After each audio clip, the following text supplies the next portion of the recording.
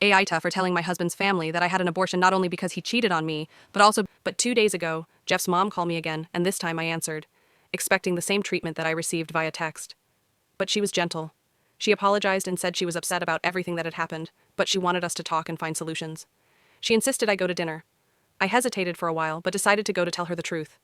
Dinner was last night, and I thought it would be just her, but everyone was there. My father-in-law, Jeff, his brothers with their wives, his sister, and some uncles I'd barely met. I felt anxious about so many people, and when I asked Jeff's mom, she told me this was a family intervention to get him to reason and return to my husband and accept the baby. The worst part was that everyone already knew about Jeff's affair, but they excused it by saying it was just a slip, a mistake, and that our marriage shouldn't suffer because of it. They wanted to do what was best for me. One by one, they explained why I should stay married for the sake of the child. When it was Jeff's turn, his speech was the one that woke me up and filled me with rage, because it was pure lies about how I had distanced myself from him, and because of that, he made a one-time mistake, but he just wanted to get back to how we were, go to therapy if necessary.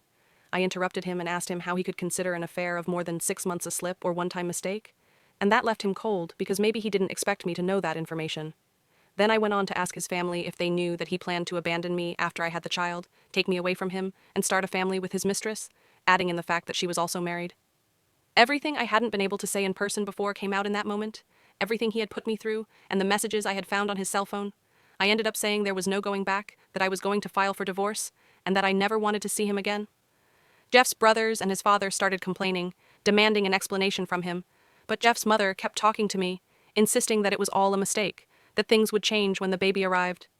I confessed to her that I no longer had the baby, that innocent man didn't deserve this hell, much less a father like Jeff. I apologized because she burst into tears, and I left before anyone else could stop me. Today I came to my best friend's house, and she suggested this option to vent and maybe receive some other perspectives. Sorry for my English, is not my first language.